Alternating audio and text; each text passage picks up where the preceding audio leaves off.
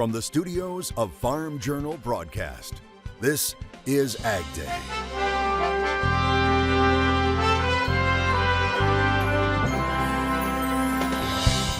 Wrapping up a sweet southern harvest. Yields on the crop are, decent, average. The good news and bad news from this year's sugarcane crop is a controversial nominee to be the next Health and Human Services Secretary makes the rounds on Capitol Hill. So we had a great conversation about agriculture. Farmers keep an eye on President-elect Trump's plans when it comes to immigration. Our packing plants need labor. The calls for reform amid the need for workers. Right now on AgDay. AgDay is brought to you by Pioneer. Ben's bins, please hold. Yeah, Ben's has been busy all day. Seems like no one can keep up with this new Z series. What did you all put in these seeds? Science. Good morning, I'm Clinton Griffiths. While Congress grapples with spending and a possible government shutdown, the ag industry is monitoring the next administration and its approach to labor. It comes as President-elect Trump warns of the possibility of major deportations. AgDay's Michelle Rook joins me. Michelle, farmers are closely watching Mr. Trump's plans. That's right, Clinton. Farmers and food industry leaders are warning that President-elect Trump's plan to deport millions of immigrants could devastate agriculture, where immigrants make up a good chunk of the workforce. Now, for years, farm groups have called on Congress to pass immigration reform, but are now turning up the heat. And while it seems out of reach, without resolution, it could upset the nation's food supply. Nearly half of all farm workers are undocumented, and industries like dairy and meatpacking plants are especially vulnerable to labor shortages. Admittedly, there are some people that slip through. Prospective employers are required to take documentation that appears to be legal and valid. And there's a lot of times when that's not the case, and then ICE comes in and cleans house, and the workers disappear and go wherever they take them, and the employer's left without help. So we really do need to address that. While the H-2A visa program has grown, it only covers seasonal work and cannot replace year-round jobs at processing plants and at dairy and pork operations. Our packing plants need labor. Many of our farms use TN visa labor. Those are educated, skilled individuals that work on our sow farms. And so we were experiencing an increased number of denials over the past year, which really makes it a challenge to find workers. And the H-2A visa, that's a temporary seasonal visa, so that doesn't work well when we have animals that need care 24/7. Full year round. Experts say mass deportations would disrupt food production, raise prices, and jeopardize the stability of U.S. agriculture. It falls under the Department of Homeland Security, with South Dakota Governor Kristi Noem as the possible lead. With Governor Noem at the helm, she's going to bring common sense to that discussion and make sure that we don't close businesses, but we make sure we get everyone in line and get the workforce in line, and then make sure we're following our country's rules. Meanwhile, farm groups continue to urge for reforms in immigration policies or a guest worker program to secure a stable workforce. Well, we also, at the same time as controlling the border, we need to overhaul our labor system. We need to make H-2A apply to year-round workers, or come up with a decent program that'll help with that. Even then, immigration is likely to continue to be a political hot potato in 2025, and labor shortages will continue to top the list of challenges for U.S. agriculture.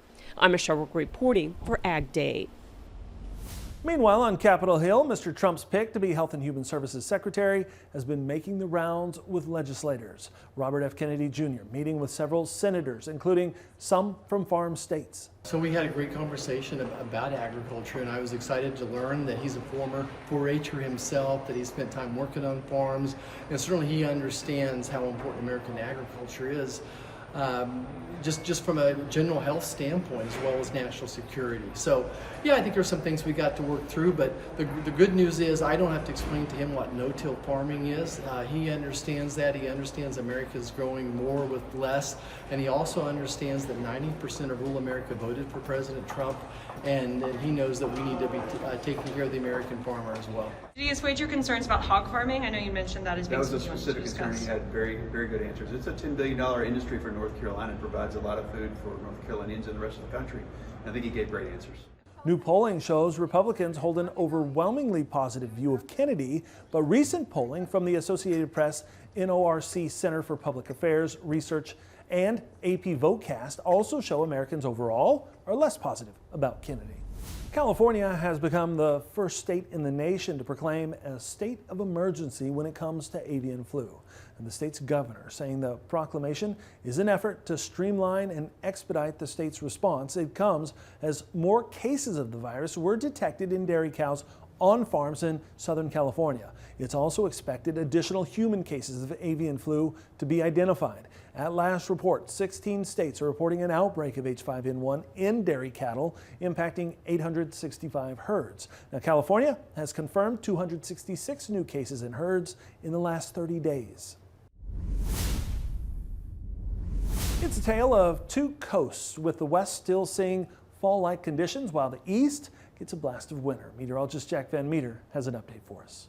Going ahead and taking a look at our current radar image just in a couple hours. So we can see that Clipper system that we talked about yesterday is on track and is moving through much of the Great Lakes states right now, pretty much centered in northern Indiana and southern Michigan. But as we watch this play through, what's actually going to do is start to break apart because it's going to exhaust and use up all of its available moisture it has, and then combined with another center of low pressure out here in the Atlantic Ocean, just off the coast of Washington and New York, and really start to intensify as it moves up the East Coast.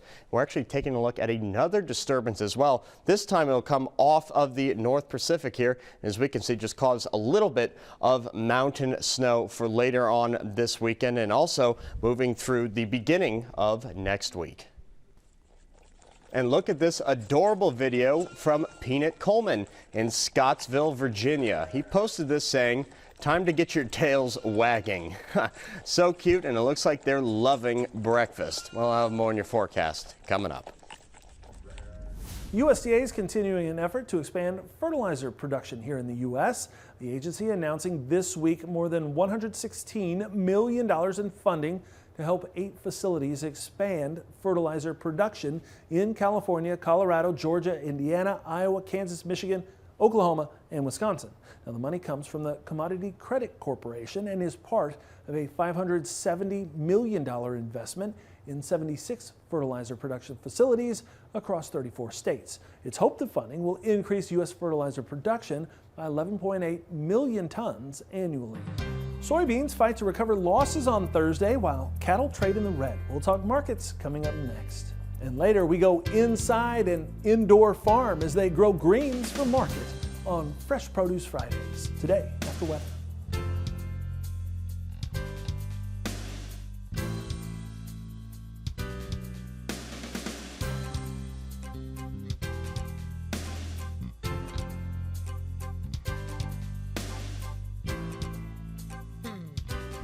AgDay is brought to you by Winfield United. Unlock the full potential of every field with Winfield United crop protection solutions built from decades of research.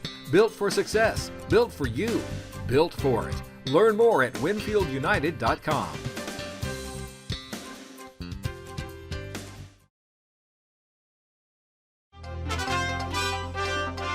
After seeing a slight bump last month, the latest Rural Main Street Index has taken a tumble once again. The monthly survey of rural bankers coming in with a reading of 39.6. That's down from November's 50.2 when the index moved above growth neutral for the first time since July of last year. Now, Ernie Goss of Creighton University, who is in charge of the survey, says there appears to have been a significant November upturn due to the outcome of the election. But he says that positive bump disappeared this month due to continued weak grain prices and farm income losses. He also says approximately 1 in 5 bank CEOs expect a recession in 2025. After the midweek drop, soybeans spent Thursday in recovery mode. AgDay's Michelle Rook has more on what the end of the week could bring in markets now. Well, row crops ended higher on Thursday with cattle lower. Scott Barlick with Koima Barlick is with us with analysis. Let's talk about the soybean market. We did see it bounce on Thursday, but how much of that was just a technical recovery off of the contract lows that we hit on Wednesday? Yeah, I think it was just such a swift break. We've been used to a market that's been chopping sideways either side of $10, and to break that quick over a 3-day span, you're suddenly saying, wow, we're at 950. So contract low territory. I think it's just was a little recovery from some of that overdone trade. So getting that, dead cat bounce, just a little bit of a recovery. I don't think that it has the big upside. We're looking at South American weather being in pretty good shape, getting some moisture. We're looking at a strong dollar and possible tariffs coming ahead. So I think that's what keeps weighing on the market. So corn did try to follow soybeans on Thursday and obviously has better fundamentals from a demand perspective. So do you think that the corn market will be able to hold together even if soybeans can't recover? I think so. Corn's been battling strong, also in that sideways trade. But even with the swift break in the soybeans, the corn was able to hold a pretty good price. And I think we're just seeing that we've got some good demand kicking in on these corn at some of these low prices. Maybe we're waiting for it on the beans, but corn feels a lot more solid to me. Cattle market down on Thursday. Is that market topping, do you think? That's a main question that's happening. We look at the cash market, it's staying absolutely strong for sure in the north, getting quite a premium over the south, which very well could happen due to the quality differences, but feeder prices are still high. They're unfazed by some of this break here. So the cash market has been what has brought this market back to life time and time again. And I feel like it still has the opportunity to do that, but there is sure a growing number saying that we could be near the top. They're not going to tell me till it's over. None of us really know, but like what I'm seeing out of the cash market, packers looking for cattle, prices are pretty good there yet. Thanks for joining us. Scott Varlick with Crema Varlick. We'll have more Ag Day coming up.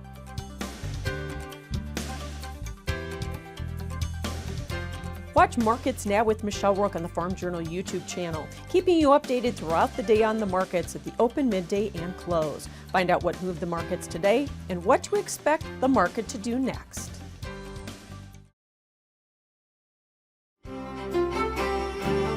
Taking a look at the snowfall estimate, again, from mainly this clipper system that's moving from Alberta and moving to the south and to the east. We're really looking at the system to not really deposit all that much snow, pretty much from, again, northern Indiana, southern Michigan, going all the way out to the east coast. There may be a dusting of snow for folks just because, again, it's fairly moisture starved. And again, like I said, it's going to intensify and it moves up back into northern Maine there. But we are looking at another disturbance coming off of Canada, actually from Alberta there, maybe another dusting of snow for those folks out there. And also looking at some lingering lake effect snow chances for, of course, the Great Lake Snakes there. So let's go ahead and take a look at the temperatures now for this afternoon and the upcoming day. As we can see, again, temperatures fairly mild, but a little cooler, especially for the northern Midwest and, of course, the Great Lakes states there. So what's going to happen is that dip in the jet stream, which is being caused by that clipper system, really starting to bring down some cooler temperatures. This is, of course, for tomorrow morning.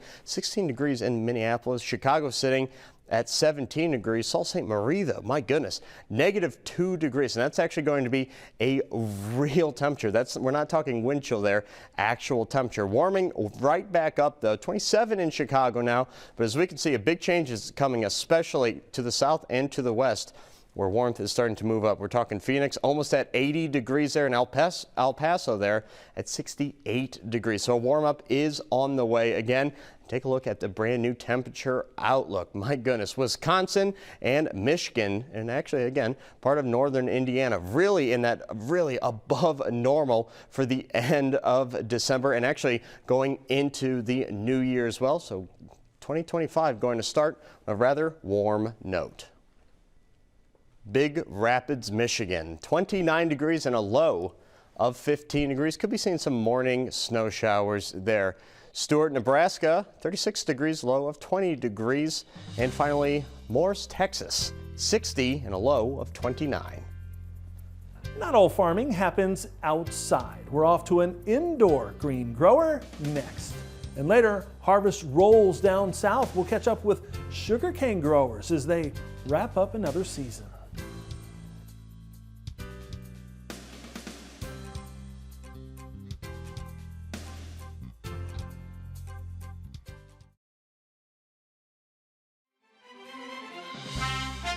Brooklyn, New York-based indoor farming company Gotham Greens continues to grow, even as some high-profile players in controlled environment agriculture has suffered setbacks. Now, the vice president of marketing for the indoor agriculture company took the AgDay team behind the scenes of Gotham Greens' first greenhouse, which is above the Whole Foods market in Brooklyn, to show us how the company takes the product from harvest to store for this Fresh Produce Fridays report. Hi, I'm Jody Genchap, Vice President of Marketing for Gotham Greens, and welcome to our greenhouse here in Brooklyn. We started as a single greenhouse in Brooklyn, and now we've grown today to being 13 greenhouses across 9 states. And we operate more than 1.8 million square feet, or about 40 acres of hydroponic greenhouses from coast to coast, serving up fresh leafy greens, herbs, salad kits, along with a line of fresh dressings, dips, and sauces to grocery stores nationwide. Our basil that is right behind me is not only used as a great ingredient in all of your favorite dishes, but it is the star of our delicious pestos that are available at grocery stores. Most leafy greens are grown in California and Arizona, so if you're on the East Coast where we are right now, it's hard to find fresh produce year-round, but here we are heading into the winter months, and we're growing fresh basil and leafy greens on rooftops every single day. We're really proud to be growing using less water and less land than traditional conventional farming. A head of lettuce takes less than a gallon of water using our techniques, compared with about 10 gallons of water in conventional field farming. So right here, we are standing in front of a variety of our leafy greens that actually go into our gourmet spring mix. It's a variety of butter and red and green leaf lettuce, and it's so fresh and delicious, one of our most popular items available. And you know, it comes in a convenient container, both in 4.5 ounce as well as a family size offering now, so it can meet all of your individual and family needs. Here's an example of our crispy green leaf, which is grown right here in Brooklyn as well, and this has been exciting to add to our mix of salads. We're also really excited to introduce our fresh salad kit line to grocery stores nationwide. So we're just steps away from our greenhouse upstairs, and all of the fresh salad is being delivered directly to the store, including our best-selling butterhead, which is available in this convenient bowl or in loose leaf variety. And you can see all of our different varieties of salad greens that we grow 365 days a year right here in New York City. It's going to service the whole Northeast area. 'Tis the season for a sweet treat. And a lot of that starts here at a sugarcane field in Louisiana. We'll check on harvest next.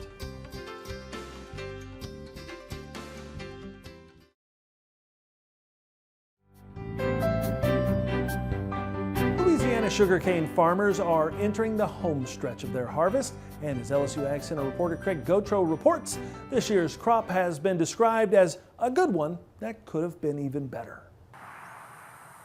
Last year, it was an exceptional drought, and this year it was Hurricane Francine that soured Louisiana's sugarcane crop. All in all, experts still say it is a good crop that had the potential to be even better. The yields on the crop are, you know, decent, average. It's not a world record crop, and it's not last year's drought-stricken crop. Hurricane Francine's arrival right before grinding was to start may have caused more damage than initially thought and is being blamed for the reduction. A lot of that cane was uprooted. You have small canopies out there. It takes a good canopy to put sugar in a crop, and it takes a good canopy to keep sugar in a crop. Yield is measured in tons of cane to the acre and how many pounds of sugar are recovered per ton of cane.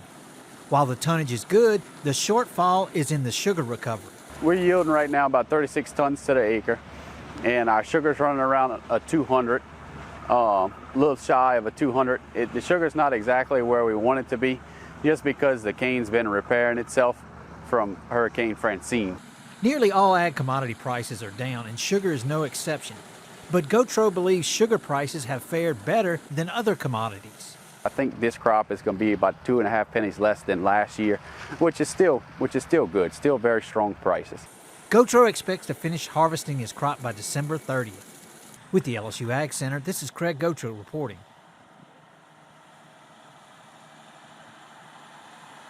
All right, thanks, Craig. And that's all the time we have this morning. We're sure glad you tuned in. From all of us here at AgDay, I'm Clinton Griffiths. Have a great day. Have fun, country.